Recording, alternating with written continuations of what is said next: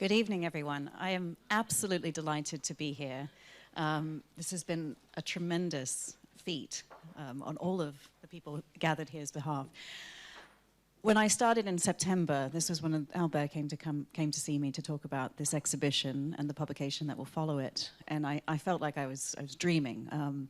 Nearly 10 years ago, I started a project with Manuel Hertz to document some of the projects of the independence period in 5 nations in the sub-Saharan Africa.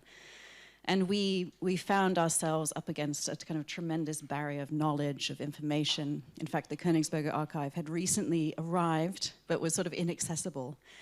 And really understanding what was still there, who was involved, who was still alive, what real knowledge was, what the kind of truth, the so-called truth that surrounded the projects in places like Ghana. We started in Ghana. And so to have this exhibition and to have Albert's work launched here now is a tremendous privilege. For that also to extend to the kind of creative possibility of the people gathered here at the table tonight is really a way in which I think we bring the knowledge and the history of the AA together with a critical understanding of the school's role, of the kind of the colonial and the decolonizing project that is ongoing, and really how to kind of face those questions head on. There's a tremendous inventiveness that's on the walls tonight, and I really welcome the conversation that we'll have this evening. So I'm going to pass, with no further ado, I'm going to pass on to Albert, and very much congratulations. Thank you so much, Ingrid. That's very kind of you. And it was very exciting to see when you arrived and find a welcoming spirit to the project. And on that note, I must extend that welcoming environment to all of the people who have made so much work in here at the AA and around. It's been very overwhelming, and I've said sorry and thank you so many times lately. I also want to extend the thanks to those who have kindly contributed to the exhibition with the private and commercial collections, who are also around us, and all of those who have contributed through these few years with their ideas towards the project. So I wanted to start today with a very short 3-minute story connecting some ideas of this exhibition to the ideas some ideas from William C.A.Y. Lim, who very recently passed away. Lim was the director of the Design Partnership and Malayan Architects Co-Partnership and a student of the Architectural Association here in the early 1950s. It is exactly 70 years ago. We're in a room just like this, but a few blocks away there in UCL. We're all wearing gray and brown formal clothes, white shirts, and something else, I'm not sure. On this side of the table, there's a bunch of charismatic, white, Northern European dudes and Gen Drew, whose families have international ties and businesses across the empire. On the other side of the table, there are students from the colonies coming to study to the UK and soon to become the most successful generation of architects in history.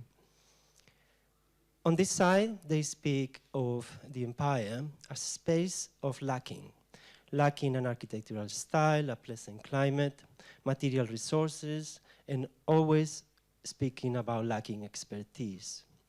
On the other side, they respond, when allowed and rarely recorded in the archives that we have, of integrating materials, cultures, nationalities, and knowledges, of adding, of integrating, of summing. One of those responding was Lim. We have a very brief record of what he said in relation to synthesis and conglomerates of culture, of architecture and nationhood in Malaysia. This was in line with others responding about architecture and the allied arts, the environment, and other forms of inclusive, holistic, and ecological thinking that are so extremely relevant to the concerns in architecture today. On one side, they were writing piles and piles of reports, sending them to Nigeria, to Ghana, to Singapore, to Malaysia, saying how the environment had to be completed because they thought it was incomplete. and they left piles and piles of those reports for us to classify in the archive. On the other side, Lim said, and I quote, "The poetic image cannot be transmitted through documents or reports." With Lim passing away, I'm reminded of the many who could tell this story that we're telling at the AA today, but who I've seen typing, telling me of their poor health condition, and sometimes breaking my heart when the emails stop and when I know they were so eager to tell more. Maybe there's a way to stay with the accounts they left, to coexist with them, and to inhabit, not to fill, but to inhabit the gaps that their knowledge has left in the archive. Something like this is, I believe, what Mariana and Atu have achieved, and to stay in with the trouble of the archive, to build upon the labor and the thinking of artists, archivists, masons, surveyors, typists that did the labor that we can find in the archive. And still, we know that this exhibition takes place in the wrong side of the table, in the wrong side of the wall, leaving us wondering who can access these archives, who can access this exhibition, who keeps telling the story, who transmits this story.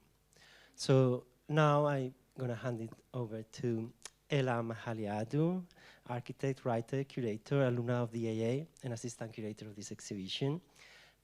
Thank you so much for doing this exhibition with me.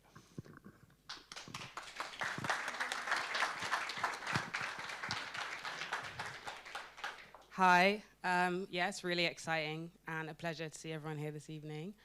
So I am the co-designer of the exhibition with Albert, and I have with me Mariana and Atu, who are two of the commission artists for this display, and Debbie, who is a curator at the Hayward Gallery. So they're going to share their thoughts for 10 minutes each, and then we're going to have a conversation about it, and I will open up questions to the audience after that.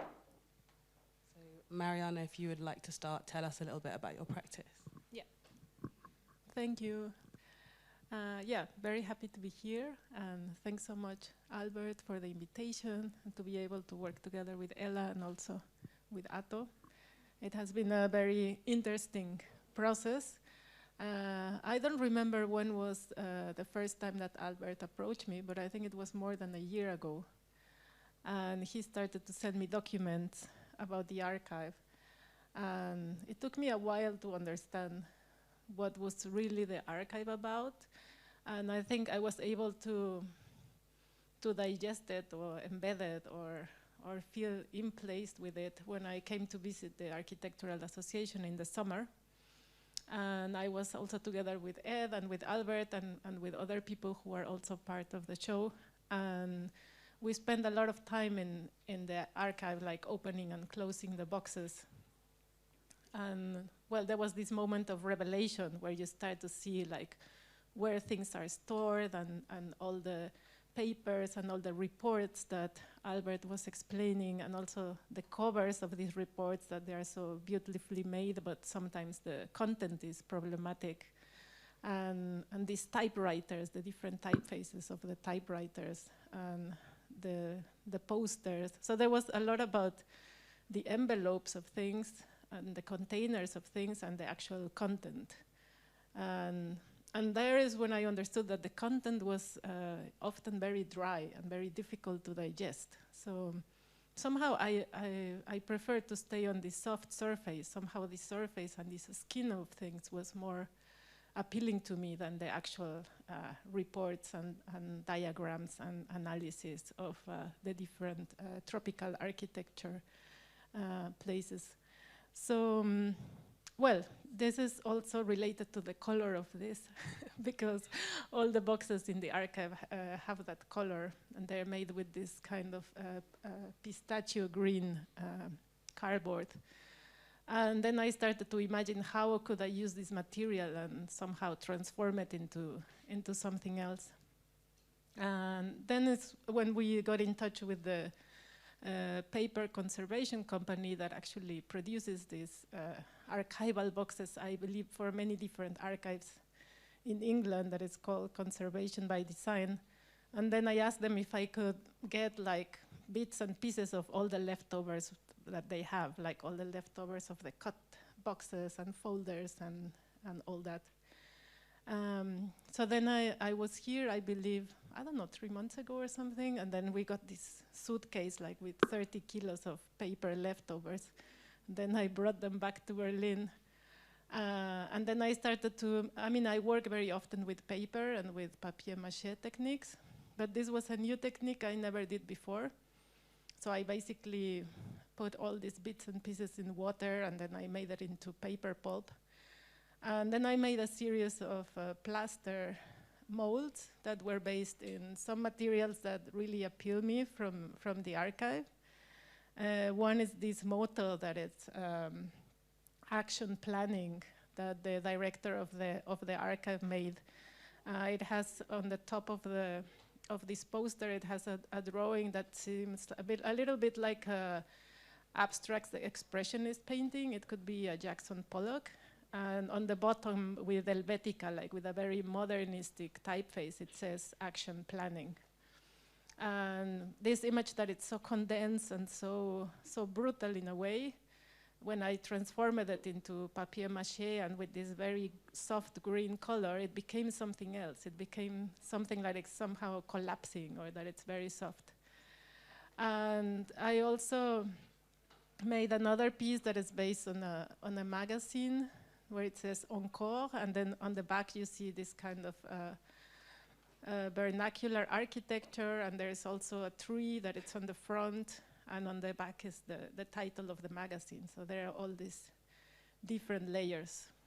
And on the last place, that maybe it's the beginning of everything, it's a piece that is based on a Paolozzi mold that it's here upstairs. If you go up the stairs, there is a couple of pieces that Paolozzi left here, Eduardo Paolozzi, the artist, and he used them for one of his public sculptures, which are here in London at Pilmco.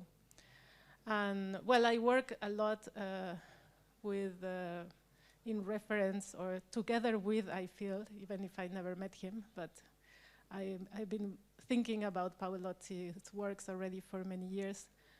And he was also very interested in papier-mâché. Actually, the first time that I did a work about him was based on a exhibition that he curated together with the British Museum that was called Six Paper Moons, that was also referring to this Mexican vernacular rain goddess that became like a papier-mâché sculpture.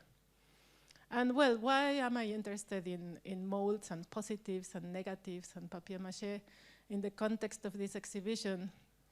I think it has to do a lot with the materiality of things, also with transforming what is inside of the archive or the skin of the archive into something else, that it's almost a leftover, but that it has a new way of expressing itself, a little bit more clumsy and more soft. And also, thanks to Ella, that she designed the beautiful displays, the piece also acquired a different life, and I'm very happy about it.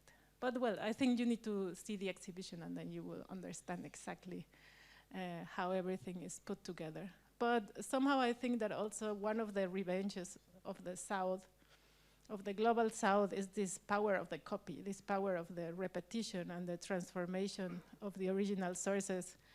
Also with a sense of humor, with this idea that things don't need to be perfect, that you just do it because you want to do it, even if you don't have access to the original, even if you are not there.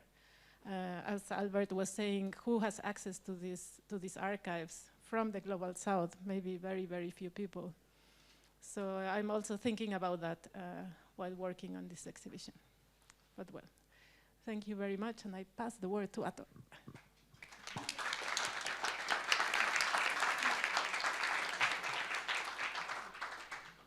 Hi, my name is Isaac Ato Jackson, and thank you, Mariana, for your talk, and thank you, Albert, for inviting me to be part of this exhibition.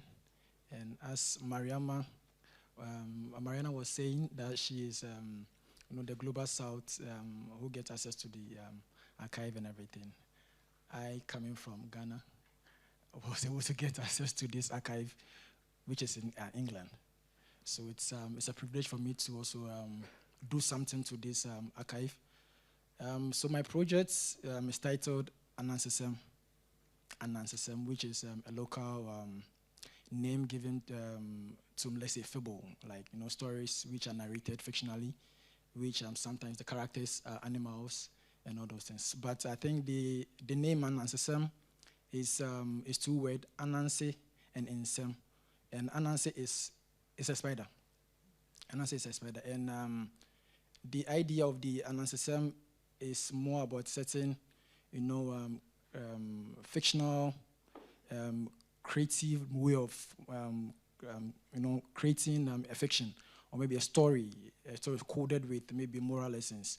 And we all know, traditionally, the Ananse is seen as the most creative, maybe insects within its kind, the way it weaves its web and everything. So the name was, was coined. How can our ancestors or maybe people, with a certain genius and imagination, create or maybe weave stories coded with morals in a certain fictional way? So that's why I titled my project Anansesem, which Albert commissioned me as an artist to do more like a critical fabulation on the archive. And critical fabulation is also has the same idea of critically fabricating maybe stories with things already existing, and how to create these fictional stories to send a message. Maybe sometimes the message is covering something which is unknown, unseen, something maybe which is hidden. Yeah, so my Anansesem project has a lot of codes, which maybe I would like the audience to visit the exhibition and decode so many things. Thank you. So I think the project started last year.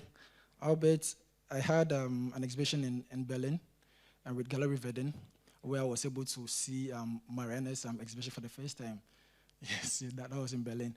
And right after the exhibition, Albert contacted me like, Atu, I have a project, I want to work with you on this project. It's about these archives within the AA in London, and I want you to come and he sent me so many images of the archive, and there was, for him, he was interested in these two boxes which had the reports, some occasional reports, which was from the Department of Architecture in Ghana. So as Mariana is mostly interested in the boxes, I was interested in the content, what's in the box, because it has a certain relationship. I have a certain relationship with those kind of documents. I'm a student of KNUST from the art department, so at least I've seen so many of the architectural, maybe, buildings and workings and everything. Yeah, so when I came here last year, going through the reports, those reports, we saw that some of the reports were missing. Report 1, 5, 8, and I think 13 was missing. So during the research, we were able to get some hints of what some of the reports will contain. Like the 13 was more about like documentation. Okay, fine, let me just drop that. And maybe the one would be more about maybe buildings in Tamale and everything. So I was going through all those reports, and I realized that the archive was presented to me as an image that you can manipulate. It's malleable. The archive is a material that you can manipulate, and it has left so many gaps that, as an artist or maybe a Ghanaian, I can insert myself or maybe mold this archive or maybe mold this narrative, mold these stories to maybe my personal story I want to insert. So the report being in the 1960s and me within the 21st century, I wanted to teleport into the 1968 and create my own fictional stories within those kind of narrative. So what I did was to create an occasional report to fill in those gaps. So to fill in the gap 1, which we can't find, the gap 5, and the other gaps which we are still looking for it. We don't know where it is, but I'm sure maybe someone here will be having it, or maybe it will be in somewhere that we don't know.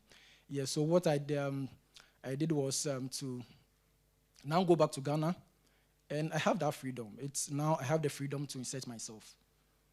I have that privilege, yes. I'm writing my own story within this narrative. I myself am the author to be part of those authors within that narrative. So going through the archive, we also I also saw that some of the authors within the narrative, within the occasional reports, were mostly Westerners. And we, at that time, in the 1960s, we had potential architects in Ghana who could have lead this kind of maybe projects and everything. But as we don't know what happened, but most of the projects, occasional reports, were maybe architects from here and everything. And also the locals were more like, sideline a little. Oh yeah, we'll just lead you, just do this. So knowing that gap, I was like, okay, then this is the time for me to insert myself and maybe my own narrative. So I went back to Ghana, and I decided to go around, visit the city, the cityscape in Tamale, Kumasi, and also in Accra. And as a member of the Black Sunlight community in Kumasi, which is a community that has this idea about a communal way of working. We always come together to do this, to do things, because we have there's this lack, which is in the Ghanaian art scene. And capitalizing on that lack, we decided to help each other in the communal way. Yeah, so what we mostly do, our art teaching is to, go to town, visit the city. It has so many things to offer. You can collaborate with the locals, the craftsmen, craftswomen. You can collaborate with so many people within the city to produce your artworks. So that was one of our goals, to always visit the city, visit the townscape, and get inspiration and work and do our artworks. So myself and some friends I brought on board, because the project is so big that for myself, I can't do everything on my own. And I'm saying this, if you get to the exhibition space and look at the works I produce, you'll know that, yes, this can't be produced by one person. Yes, it needs to, I need to just open up the production. So the system of production needs to change. It's not one genius artist who is doing it, but different people coming on board to produce. And I think architecture is also like that, it's different, maybe people coming together to produce what the project we are doing. So I brought Brenchat-Aguilar on board as an artist who is interested in designing, who is much more into font developing.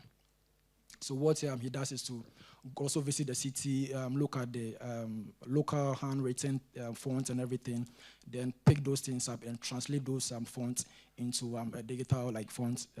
And so the font was used for the cover, and so he designed the cover for the report and everything. Then I also brought William Asamoah, who is also more like my personal assistant and a friend and a brother. He came in and was helping me in the production of the prints and everything.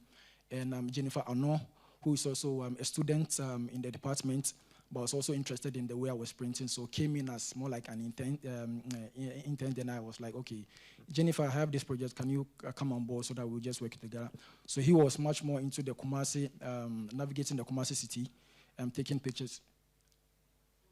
1 minute, okay, don't worry. All right. Yes, so what we did was to produce 4 reports, which are facts, at the same time fictional, to fill in those gaps. And the idea now is to present a certain narrative, which now becomes a portal to think anew of the new things which maybe we can think of. Yes, I think, so the exhibition is open once, so maybe there'll be more questions, because there are so many things to speak of, but maybe because of time, once we get to the exhibition space, I'll be available for everyone to ask a question. Right, thank you.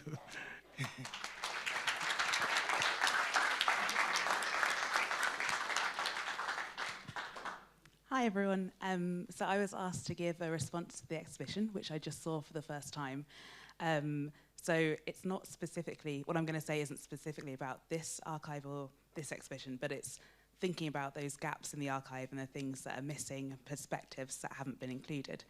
But rather than specifically thinking about which people's voices or thoughts were not included in this archive, I thought it would be interesting to consider what kind of information, so what kinds of ideas and ephemera are not considered worthy of being kept in archives, what traditional archiving leaves out, and what are the limits of archiving more generally. So I started from the idea that an archive is a form of communication, and we keep things that we want to communicate about to contemporary researchers or to future generations. And we think about what and how we want to communicate about an event, an organization, a person, or a project. What kinds of documents might be best placed to communicate these ideas. We often organize or classify the information into different categories to aid those who will consult the archive in the future. So over the next few minutes, I want to consider how our conception of clear communication might actually be hindering the transmission of meaning through our archives. And stick with me, because it does seem like I go on a massive detour, but that's actually quite apt. So, but it will be in 10 minutes or less. So I'm going to start with a quote from Chinua Achebe's 1958 novel, Things Fall Apart, which is set in pre-colonial Igbo land in what's now southeastern Nigeria. So the quote goes, "Among the Igbo, the art of conversation is regarded very highly, and proverbs are the palm oil with which words are eaten. Okoye was a great talker, and he spoke for a long time, skirting around the subject and then hitting it finally." So this is not a potentially a particularly important passage in the book, but it really stuck with me, and I had to read it several times when I first came across it, because it felt like it negated everything I'd learned about successful communication. Growing up, I'd always thought that my dad, who is Igbo, is a bad communicator, because that was something I was told, and it's something that I felt like I experienced. I was constantly frustrated that anytime he was recounting an anecdote or explaining a task, he would circle around an idea several times and go on more than one significant detour, which I'm going to do now. So maybe it's genetic. But to me, this was bad communication, because at school in the UK, I've been taught that a question has an answer, and the best kind of answers explain something clearly and concisely. So that's why I was so surprised when in Achebe's novel, he was describing my dad's frustrating habit as an art form. So if, in my experience growing up in the UK, British values when it comes to something as fundamental as talking are so different to the values of, say, the Igbo, what other things are we missing out on or not picking up on? And what could we end up missing out through our choice of what information we archive? And also, what could we not be seeing when we examine the contents of existing archives? I want to take something as simple as names to explain what I mean. So obviously names feature all over archives, whether that's an author's name, lists of names on censuses, or attendance lists, clients' names, names of senders and recipients of letters, etc. And we may think that names tell us only basic facts about a person and their connection to other family members, who a person married, and who their parents were. But that's not always the case. And my two brothers and I have Igbo middle names, and over a family dinner a few years ago, my dad was explaining their meanings to us. So my middle name is Nkechi, and I always thought that I knew what it meant, and for some reason I thought it meant thank you God, but my dad was like, no, that's not true. So let me explain to you what your name actually means. And obviously I was expecting him just to tell me what my name meant, but instead he took a piece of fried yam that we were having for dinner, and he cut it in half, and he pointed to one half and he said, this piece is for me, so Nkem, my own. And then he pointed to the second half of the yam and he said, Nkechi, that's this other piece, that's God's. So now admittedly at this point I was pretty confused. Was I God's share of the yam? What was the deal here? But other Igbo names had different stories, which were invented by my dad to help us understand meaning when we were lacking both language and context, because neither me or my brothers speak Igbo. So Chidi, my younger brother's middle name, was described as when you're driving a car down a road and you're driving towards the river, and that you think there's a bridge, but actually, unbeknownst to you, the bridge has collapsed. So you're heading into this very perilous situation. But suddenly, something happens that makes you look up, pay attention, and realize that the bridge has collapsed, saving your life. So you say, Chidi, God exists. Ikenna, my older brother's middle name, was a stranger carrying an injured person up several flights of stairs. They're really heavy, they've got to carry them up, and when they get to the top, they can be rescued by, let's say, a helicopter. Somehow the person gets to the top despite their heavy load. So we say Ikena, God's strength. These names also take on secondary meanings. According to my dad, his younger sister, my auntie Chioma, her name means when you're wandering and you're hungry and you're desperate for food, and you see a house ahead, but it doesn't look like it's very welcoming, and it's surrounded by barren land. But you're really desperate, so you have to try and see if someone will help you. When you go inside, the people are really friendly, and they offer you a big spread of food. God is bountiful, Chioma. My auntie Chioma was born in 1973, not long after the Biafran War, during which over 1 million Igbo people died of starvation. And she was also perhaps a welcome surprise to my grandparents, as she was born 7 years after the next youngest child, my uncle Kene. And Kenechukwu is often a name that's given to the last child in a family. So, a name can carry the very personal story of my grandmother's perhaps surprise pregnancy, alongside the shared relief at the end of a much larger political event, in this case, the end of civil war. My name also carries a secondary meaning, which, fortunately, my parents weren't aware of this when they named me Nkechi, but when they told my grandparents, they found out it meant as well, next time we'd like a boy. But I have a younger brother, it's all okay. So in the many names and their stories that my dad recounted us that evening around the table, there was never a straightforward answer or a neat soundbite that I could take away. And as a teenager, and still today, to be honest, that's something I can find pretty frustrating. I remember when I was 11, I bought a coaster which had my first name on it. So it said Deborah from the Hebrew, meaning bee. And I loved it because I was like, that's really concise, it's factual, I know what it means, I can tell people about that.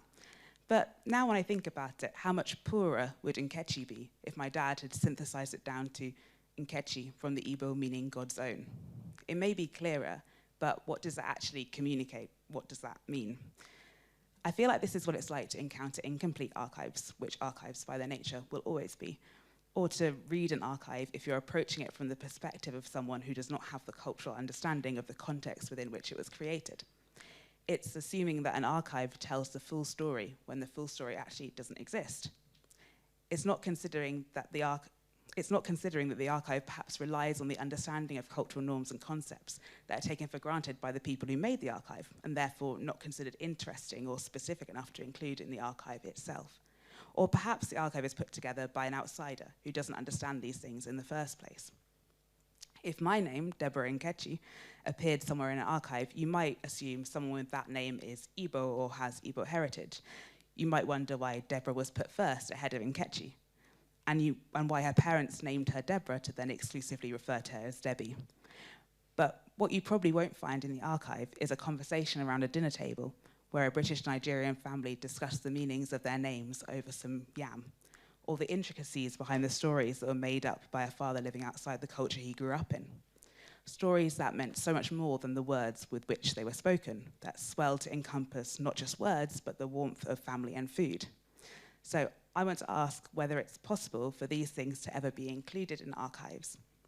And why can't our idea of an archive expand?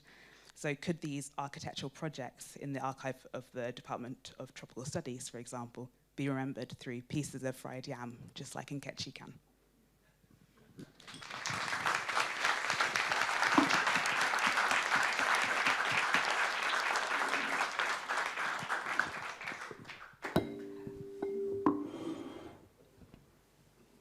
Okay, yeah, thank you for sharing all of your different presentations and thoughts on your work so far. I wanted to pick up on this idea of fiction, which has been like a key part of our toolkit for unpacking and reformulating the archive in the AA and beyond. And I wanted to ask Atu and Mariana about what role fiction plays in your work as artists specifically. You want to start? Yes. This will be fine. Well, earlier I mentioned the Anansesem name. That's my project title, which Anansesem is mostly about fiction. Yes, and for me, fiction is a way to it has this freedom that as an artist you if you play with it, it gives you the space to just express yourself. Yes, and also, and within fiction, time is more like it's mashed into something that we can't see, something that we can't pinpoint. Oh, it's mixed up. So for me, I was interested in how this lost gap, this gap that I intended to fill in. I was interested in how my projects can more it's once it gets into the gap, it becomes more like it changes the whole narrative of the occasional reports. And if we are presenting this new archive to maybe a new audience, it's who knows which one maybe it's is the real story of this narrative. So there is a new maybe report inside which is even changing, and it's more like montaging this something maybe alien into this maybe archive. So it even creates it's even fictionalized the whole narrative at that point. So this archive idea was to create archive within this narrative. Aside from the contents of my works and everything and the prints and everything, I wanted to also create a certain fictional maybe a narrative within this report that or the original report we have. And within the work, I was also some of the, especially the report one, which is abstracted facades. I was also looking at how time and the idea of layering can create this fiction of maybe a place or maybe a history or something. So for within that work, history and maybe time was layered. And within this, there's a picture frame. You're able to see different maybe architectural structure, different maybe design from a different maybe space coming in at the same time. And that point, there's an abstraction of that history. Yeah. So for me, fiction allows you to deal with history in a way that it becomes more like it's open up for new things. Yeah, playful and allow new meaning to be added. And as I mentioned earlier, the archive for me was more like a clay for me to knead and mold into something that I want. And to do that, I will need fiction and this imagination, which Anansesem was already doing in Ghana. Yes, so it was a way to also do that. Yeah. I was just remembering one of the first projects I did, which was based on an archive at the International Center for Social Studies in Amsterdam, where I work with the archive of anarchistic documents. And I remember I spent a lot of time in the archive, and then I found a box, and this box had a lot of photographs. And I asked, what is that? And they said, we don't know, you can take it. I was like, what? But it's in the archive. They said, yeah, but we don't know who these people are. It's like all the things we don't know where they come from, we just put them in that box. And for us, it doesn't make any sense in an archive because we need to know where things are, in which box we can put them. And in this case, we don't know where they belong to. I was like, okay, can I have them? And they were like, yeah, you can take them. So then I took this box of unidentified photographs, and they were all about social struggles and demonstrations in different parts of the world, because also this archive adopts archives from different parts in the world. So if people are on struggle, they can send their documents to this place. And I think there were about 60 photographs, and I kind of invented a fictional character. His name was Jan Huygens, and he was an anarchist, and he was almost like a homeless. He had no home, he had no family, but he had all these documents, and somehow he felt he was in danger, so he needed to get rid of them, but he didn't know to whom he could give them. So he organized this lottery in the city of Amsterdam. So I remember that at that time there was not so much internet or phones, or it was like in 2003. And I remember I took the telephone book and I cut the top corner of the telephone book, which they are quite thick now. So all the people who fit there, they were the lottery of people who received these documents. There were like 980 people. So each of these persons received this personal letter from Jan Huygens, who was explaining his whole biography and the documents. And I kind of built up a story based on all these images that had nothing to do with each other. And then I sent all these documents by post together with the letters to all these people I never met before. And yeah, so it was an interesting kind of fictional literary project.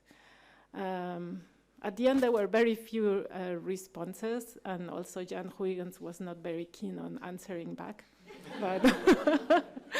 But yeah, this is like I think that's more or less my approach to fiction. It has to do a lot with making gaps and also building new spaces with things that are somehow disconnected or things that lost sense. Thank you.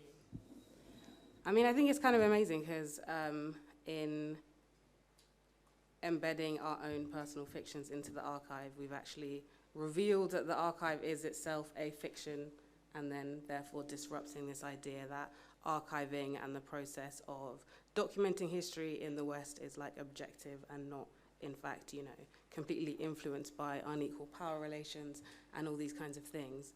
So on that note, Debbie, I did want to ask you about working in museums and galleries where storytelling is, if anything, part of the mechanisms that like perpetuate certain narratives being prioritized over others. How do you kind of like work with fiction in a way which is actually more oppressive and like less about freedom and play? How do I work in a way that's more oppressive? No, how do you like when fiction, when instead, like, because I feel like as artists, like we can kind of enjoy fiction as this space to be free and think outside of the usual constraints, whereas in the museum or gallery, arguably fiction works in the reverse way, where it's used to instead like reinforce certain power dynamics and struggles and exclusions. Yeah. So how do you work with fiction in the museum? Perhaps I think that's exactly true, is that when there's not really such a thing as fiction in the museum, because as soon as it is in the museum, it becomes fact. At least that's how people will perceive it. Yeah. And what's really interesting is, so I was worked on In the Black Fantastic at the Hayward Gallery, which is a show of, it was a great show, but it's finished now. But and one of the works that we showed was a 17th century oil painting by a painter called Albert Brenchat-Aguilar, which was part of a display of works by contemporary artist Ellen Gallagher, which she'd chosen to display. And this work was a depiction of an enslaved person in what was then Dutch Brazil. But so I was telling certain stories about this work and how it came to be and why it was in this display. And then I happened to be in the British Museum, and I saw they had a picture of like a reproduction of the same work, and it said something completely different. And both these things exist at once, but both things kind of feel true, and that's how people experience them to be true. But that's also part of the story of that kind of artwork, because the whole point is that it was perpetuating myths about people to a wide audience. I'm not sure how. I think that one of the things is we always, especially working in contemporary art gallery, we often just kind of say that whatever we're doing is through the artist's voice. So the artist is leading the conversation, or we need an artist to come and change things for us. And I think that definitely happens a lot in more traditional museums as well. You know, you have these artist interventions because it's hard for museums to be critical about themselves.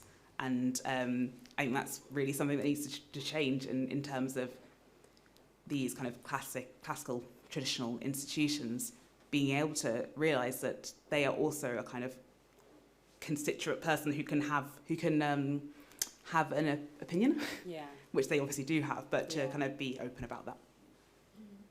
So to be more self-aware and more self-critical. Yeah, to be more self-critical. I think that museums are not very, in general, I think there's just a lack of bravery because of the fear of not like upsetting certain audiences and or like funders. And I think that that's why it's always kind of the role falls to the artist or to a kind of community that's invited into the institution to say the things that the institution is too scared to say themselves. Yeah, so I mean, Atu and Mariana, how have you felt about that process in the AA as invited artists? Well, I think we had a lot of freedom. And So was it freedom in a way that like absolves the AA responsibility? no, I think also that you and Albert, you also took a lot of risks, because since the beginning you were putting on the table these notions of fictionality and try to, I think that's why it took me so much time to understand how the project was articulated, because you are not interested in the archive itself, you're interested in the outside of the archive, in the artists who work in architecture related to these reports. But it's like, I think that Albert was always trying to escape the actual content of the archive. And one of the strategies was this fictionalizing strategy, or also inviting us to kind of transform the content, or to invite or bring over all these artworks from all the people who were connected with it, or also like the works that were made by the students. So I think it's very nice because it's about making space, but the actual center of the archive is not there. Then you need to go downstairs and start digging up the boxes. Yeah. I think the very first time I came here, when I was coming, I was having in mind, I was like, hey, Ato, you are an artist. Yes, don't worry. They are architects. Don't worry. Don't try to be like them. Don't try to think like an architect. You're an artist. Just play around. I think that voice gave me that freedom to just go like against the grain. So when I came here, I was like, okay, yes, there's this gap left. I just want to insert myself. Yes, I want to be the author of this kind of new maybe report. Yeah, so I think there was this, because coming from that background as an artist, and also knowing that I'm not an architect, and I'm here to just insert myself and, you know, disrupt the narrative, disrupt the flow of things. I have that freedom to play around. Also, and in the end, it's fiction. I told, hey, do this critical fabulation. So I read about fabulation, like, okay, yeah, it's about fiction. You can manipulate things, you know, bring things from different spaces. Well, then art is already fiction, so let me just play around. So I was just playing. So when I think when I finished with some of the works and I sent them to Albert, Albert was like, hey, so I can see you're having fun. I was like, yeah, I'm having fun. Yes, I'm having fun, because in the end, once there is fun, once there is this freedom, you're able to do much, and you're able to, you know, show, give your spectators so much things to absorb and to think about. Yes, so for me, it was pure. Also, before we invite questions from the audience, is there any key things that you would want viewers to take away from your artworks? If you had to name one, yeah. What do you mean? Like, what do you want people to think? What do you want people to notice?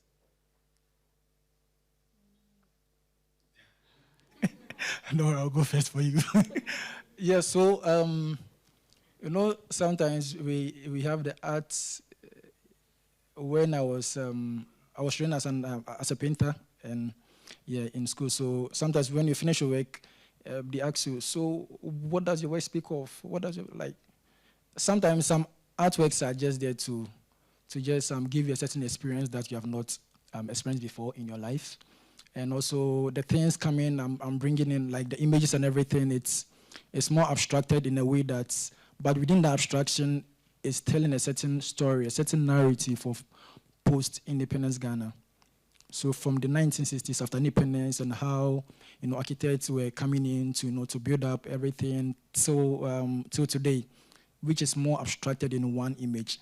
So it's more like looking at history from above, and history is layered like this with a certain transparency.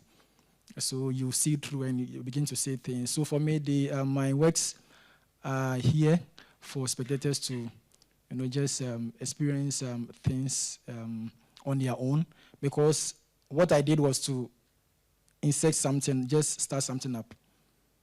I'm not leading the audience to maybe a promised land. No, it's just a path I created from the original narrative. So I just diverted the narrative to a different dimension, so spectators can also pick up from there, then so extend it to something else, maybe from there to someone can pick it up, extend it, then we begin to open up the conversation about post-tropical architecture, about even experiences and life in a whole. Yes, so that's it. I wanted to ask you if you could tell us a little bit about the display, because I think my work wouldn't exist without the displays that you design, and it would be nice if you can tell a little bit about it.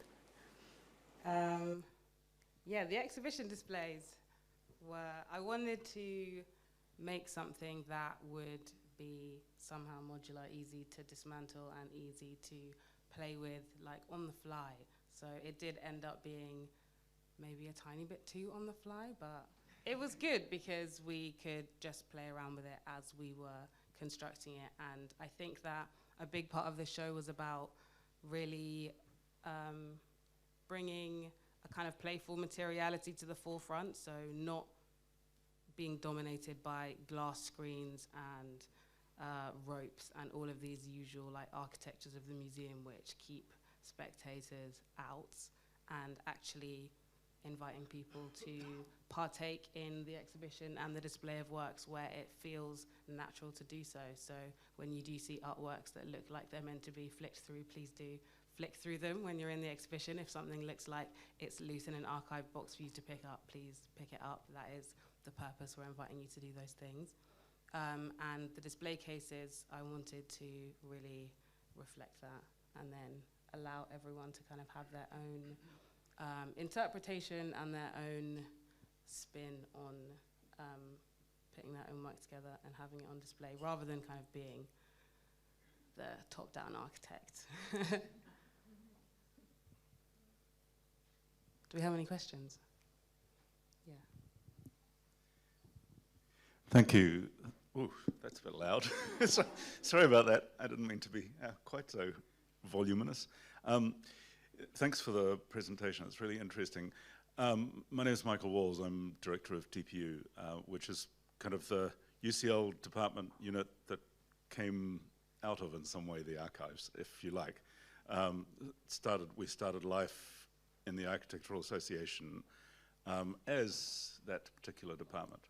So I'm kind of curious, because it's interesting, and maybe this betrays my background, but I'm interested that you talk about wanting to escape from the archive. And one of the really notable things in the discussion here is the absence of the archive as a thing in itself, that it was only the barest of starting points, and that sort of everything that came after that is what this exhibition's all about. And I guess also I feel a little, if that's decontextualized, then it feels a bit decontextualized hearing a discussion about it without having seen the exhibition. So I'm looking forward to actually seeing the things we're talking about. But what can you, any of you, from the point of view of display or from the point of view of the artwork itself, talk a little bit about anything in the archive? What caught your attention? What gave you a springboard or a sort of moment that you connected with in a way that somehow, or disconnected from, in a way that somehow informed what came out of it? I'd be just interested in whatever your kind of, off the top of your head, what were the things that you remember from the archive that actually had some connection or disconnection that you were worried about, or that interested you, or that connected with the art that you made? I have an interesting answer to this that's not necessarily about the AA archive, but like the process of visiting archives on the whole. And what I have always been struck by going to archives sometimes is the volume of content. And whilst I understand that everything obviously is so classified, arguably sometimes the volume of content would imply that actually things have just been taken like just hand over fist, like with no kind of care or consideration as to the original context. So in some ways it can sometimes actually be very difficult to contextualize things that have been so decontextualized anyway by the fact that they are like in an archive in the first instance. So I think it's like it's like a massive conflict and something that I feel like will be difficult to kind of answer like succinctly or easily. But also I definitely agree that once you see the exhibition, we have loads of archive content which might help you to kind of reconcile and synthesize like some of the conversation that we've had.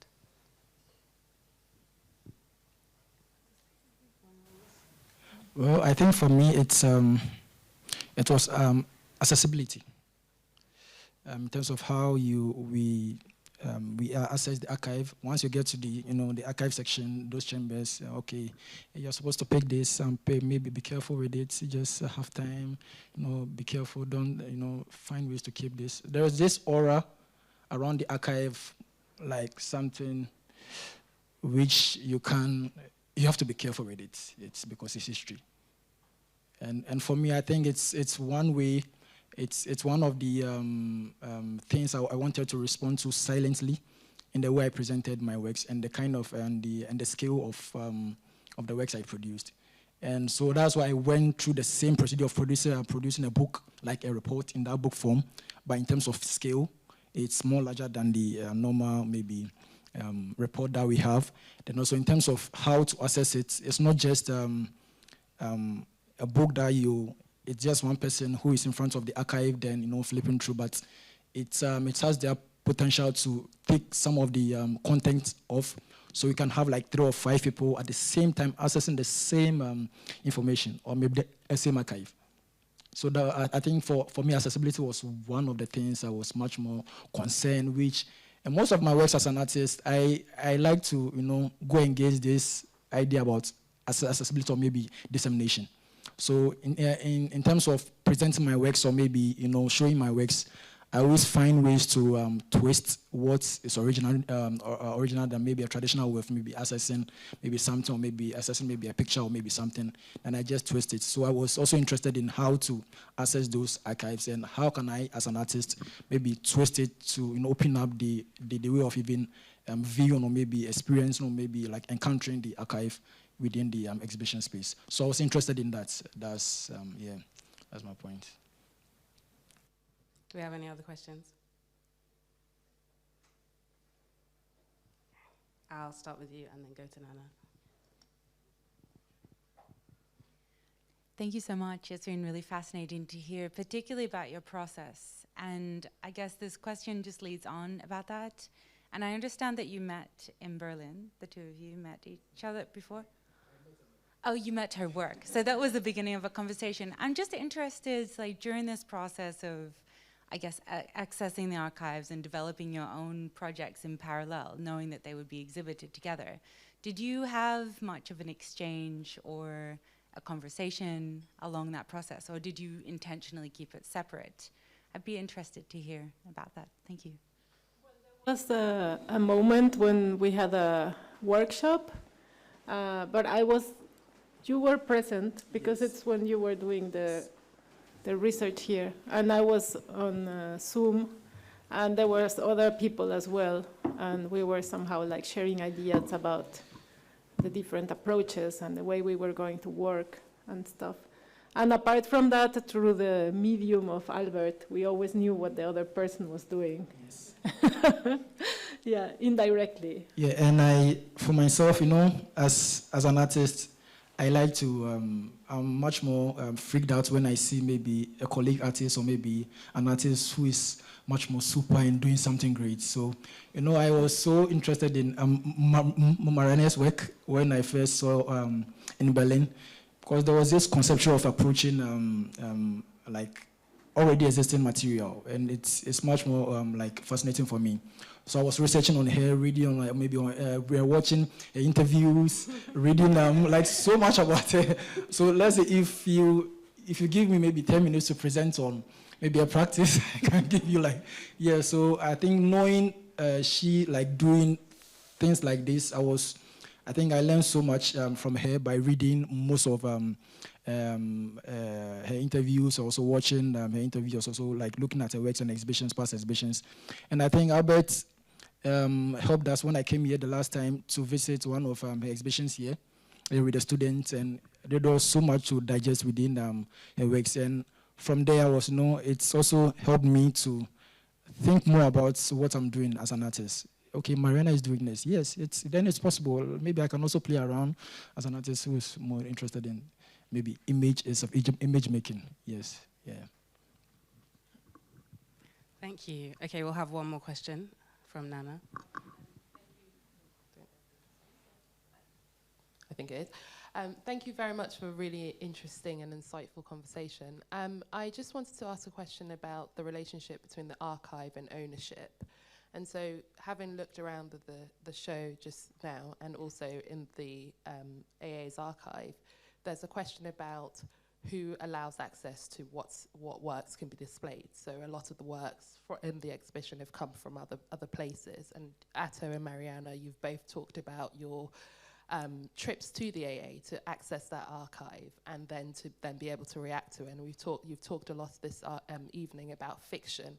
And I just wanted to perhaps open up a conversation about how fiction works and maybe disrupt that sense of ownership, something that is not yours, something that you have to come and see. Was the role of fiction also maybe to claim some territory back, to be able to intervene within that space, claim some territory back, and also augment that sense of ownership? And also, quite literally, maybe reflections on the process of this, where, are there any reflections from you guys, having done this project, on the idea that one must come, things that are part of your history, part of your narrative, you have to kind of travel to come and encounter them, and what that does with your work? Thank you. Yeah, I think in my case, it was very difficult to try to work with this archive, because it has a sort of technical violence, like this violence of engineering and all these architects who went to the global south and were trying to invent solutions to teach people living in the south how they should make their buildings, how they should have solutions for this and for that. Why the sun is evil, because the sun is destroying the concrete. And so I think it was a way of finding a new space within that discussion, or within that dryness of the material and of the solutions.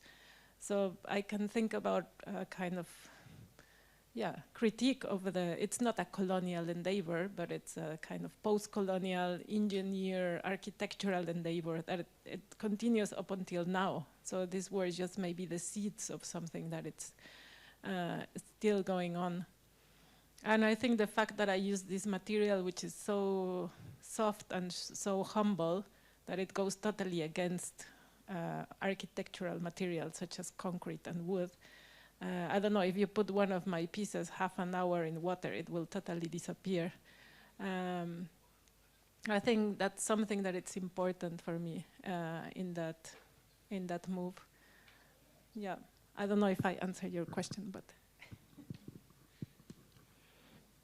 On my part, the first time Albert sent me, we were talking, he sent me the reports, some of the reports. I was like, yeah, Albert, I've seen it, but I have to come here and at least get in contact with the materials and see what.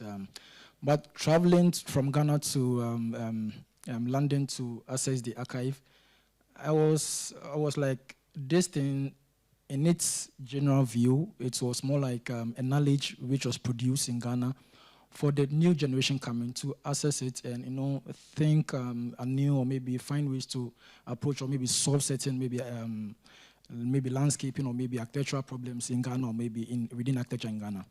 But here lies the case that the materials are here. So for me, I think I was talking with Albert that if there's any possibility to now find ways and send some of the archive to Ghana for the exhibition. So exhibition mostly I prefer this traveling exhibitions and everything. So if possible, is maybe some of the works over here, or maybe some of the archive here will be maybe moved to Ghana for maybe those maybe in Ghana to get maybe access to this kind of information, maybe view this exhibition. And on my side as an artist, I'm planning maybe a solo exhibition on this exhibition in Ghana. I'm just planning that so that people can also get access to what I did within this narrative here in London. So some of the works that I've produced here are small scale versions. If you know my work, most of my work is at large scale. So I'm now thinking of scaling some of these prints and works in Ghana for maybe a personal solo exhibition for the people in Ghana to get access to it, because they are supposed to also experience this kind of materials. Yeah. And Debbie, do you have any final contributions about archives and ownership? Not really. I guess I was just thinking when you guys were talking about when I was saying maybe what do we not include in archives? Perhaps it's this kind of, it's art. So art does feature in archives, but maybe that's the thing that's kind of often missing, is that kind of more creative, artistic look at something that will kind of encapsulate something different that's missing from what you're talking about, this very dry material. So yeah, that's just the only thing I wanted to add. Thanks. Okay, well, thank you, everyone. Can you hear? Yeah, thank you, everyone, for coming. And please do have a look at the art in the gallery upstairs in the members' room.